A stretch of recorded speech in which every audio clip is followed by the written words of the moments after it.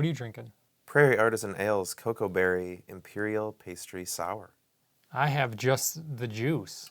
Also from Prairie Artisan Ales. It is an imperial pastry sour ale with blood orange, mango, apricot, and vanilla. We're pastry boys. We are pasty boys. Oh, well. This can is a little fucked up looking, so I was kind of afraid of it exploding on me. I gave you the bad one. Cheers. I like this one more than that one. Really? Yeah, I like this a lot. Holy Okay. hell. I almost bought some of these the other day. I'm getting notes of amaranth and amethyst. Amethyst? Yeah, and you There's some gems in here. peel over it, yeah. Hey, it's got a redhead on it. Nice. Spitting image of you. Dead ringer for you. Yeah, and everyone in high school called me the juice. Just the juice, that's you. You were that much bigger than everyone else. Roughly 2 to 3 times the size. And I also murdered my wife and her lover. You know, after the fact, he did say, like, yeah, I killed him. Like, I think he has openly admitted. I mean, he wrote a book. He wrote a book about doing it. That's true. He's like getting off on Pain and suffering. Like a serial killer. Well, yeah, sure, that for sure. But yeah, getting off on being able to like publicly almost gloat. Yeah. Like when you go to the training camp for like the running back like drills and exercises and stuff, they have you like murdering people. So when OJ was murdering his ex-wife and her lover, Ron Goldman, do you think he was hard? Yeah. You think that every time anyone has ever killed another human being, they're popping a boner? Maybe not necessarily. Every single time. Maybe if you can't achieve... Well, that's usually the number one reason why everything bad has ever happened in this world is impotence. Not being able to get a boner has led many men down a very dark path. Been reading a lot of Sigmund Freud lately, or... No, I just, Andrei Chikatilo, he was a serial killer in Russia who killed like 54. He found out early on that a mix of violence and sexuality really worked for him.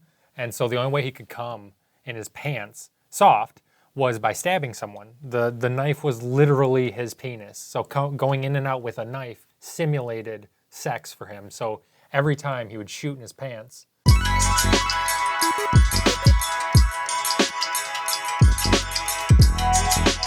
Let's talk about superhero movies.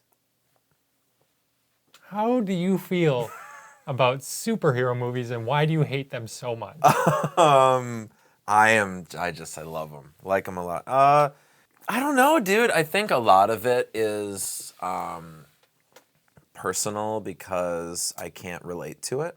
I don't wish that I did, but I was never big on superhero stuff growing up for whatever reason. So when you watch Jurassic Park, that wildly, wildly unrealistic film, you're able to relate to it? That's a great point. Yeah, I can't relate to that movie But you would say it's a good movie, wouldn't you? I would say it's an enjoyable movie, yeah. One of the things I really don't like is the quippiness, but also the tough quips. I mean, you probably haven't even seen it, but the scene in Avengers Endgame, Thor holds out his hand and his axe. I'm gonna hate this. His axe flies right past Captain Marvel's head and she doesn't flinch. And he goes, I like her. And so that's the strongman quip. But then she does fucking absolutely nothing. That might have been in Infinity War. It was in one of the movies. Yeah, I'm not a huge fan of that. I'm not huge into the superhero movies, but I can understand your disdain for them to a degree. I don't think they're irredeemable. I don't like the formulaic aspect of it, but you can refute everything because it's like, I could bring up another movie. Genre. I could bring up another movie that is extremely formulaic that you probably like. Well, yeah, just movies are that way. Art is that way. The archetype exists for a reason because it works. Die Hard is the perfect 3-act structure film. Yeah. And it's extremely popular because of it. But then there's other movies that don't appear to have a 3-act structure. Right. On the surface, like The Lighthouse. I don't know if you ever saw that. It came out. I haven't yet. That does not seem to have a traditional 3-act structure, but there is, the inciting incident, and there's a rising of tension, and then there is a segment of the movie where the main characters split apart, you know, that it happens in damn near every movie, but that movie also has Willem Dafoe farting many a time to a point where Robert Pattinson murders a seagull.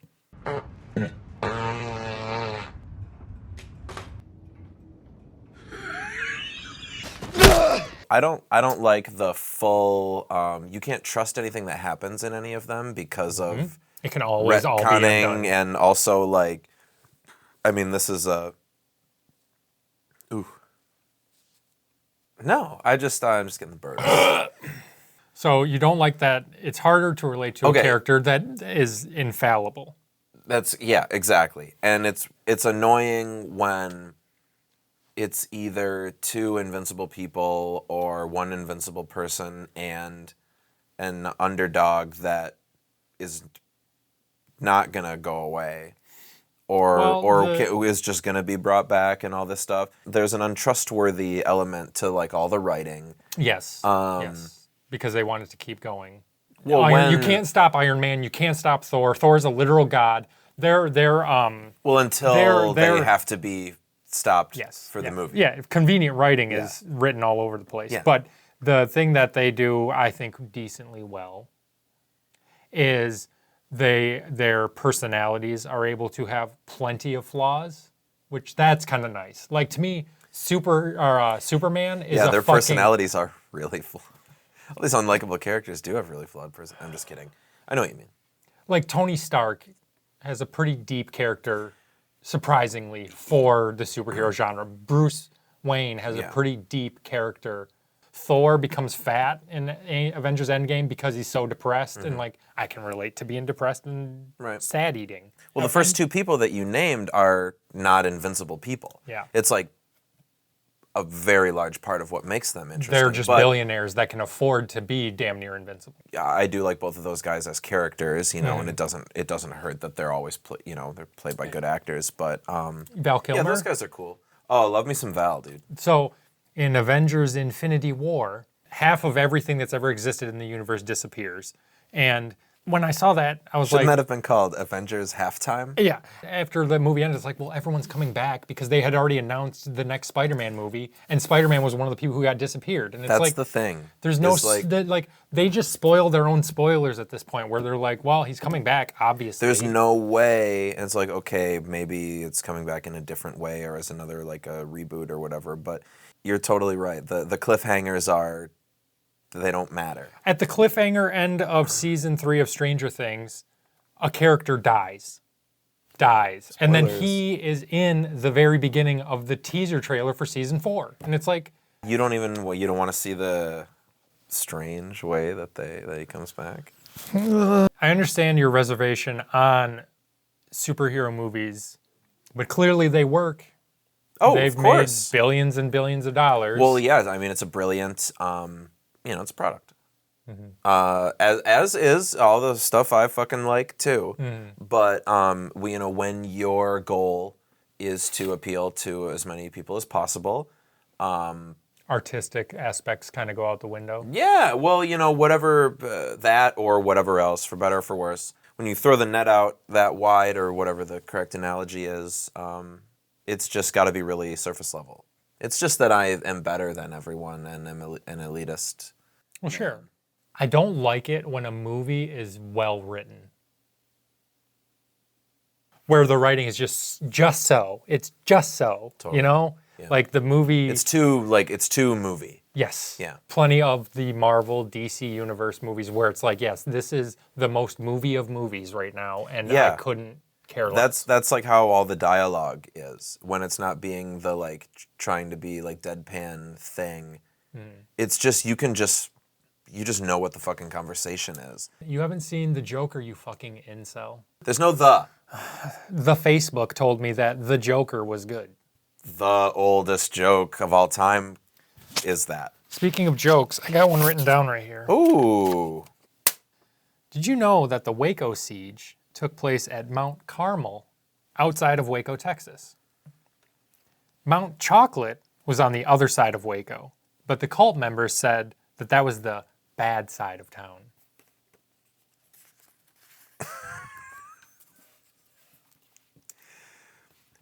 Who wrote that? Me. I was listening to last podcast on the left and the episode about Waco. They explained that it took place at Mount Carmel, and I was just waiting for Henry from last podcast on the left to be like, and Mount Chocolate was on the other side of town, because that's totally a Henry joke. And he didn't make that joke, so I thought I would steal the setup from that. Henry, if you're listening, you fucked up. I have not. I'm unfamiliar with the... Last podcast on the left? Yeah. It's good. Sorry, Henry. I mean, the serial killer stuff is the thing I'm most interested in, but they talk about aliens, conspiracy theories, serial killers, crime, cults, all kinds of things that are really interesting. It's a comedy podcast on top of it, so while they're trying to explain a story, they would always go on these 10-minute asides and like interrupt Just riffing what's going on and everything, yeah. And I'm trying to just listen to the story, but well, I don't like that, and I don't do that ever. I've never done that. Have there been any superhero movies that you have enjoyed? I like The Dark Knight. I actually, yeah, I liked that movie a lot. We can point to that to blame. That's to blame for the MCU and the DCEU and all the U's. So? The superhero Well, there was like trilogy. X-Men and stuff. Yeah, but those And weren't. the Spider-Man, Daredevil. There's something viable. Oscars have been won based on a comic book movie. I think society is ready to take these Thor movies seriously. Yeah. And then they fucking made it. The Dark Knight, that whole trilogy is extremely well made. Christopher Nolan is a bit of a hack. I noticed he's been filming everything lately on a fucking potato. All of his movies have shit resolution. It's lo-fi. I've always said Christopher Nolan is the Neutral Milk Hotel of filmmakers. You say that. We kind of agreed on them in certain regards. I think that you dislike them more than me, and I don't like your snarky Facebook posts about them. I'm being the person that is not smart enough to realize that there's any actual value to it. That is kind of the joke I'm doing, at least for myself. Speaking of jokes. Not getting it on purpose. Say, timing is everything in jokes, Sean, and you're fucking it up. I should know this. So my Go neighbor. ahead.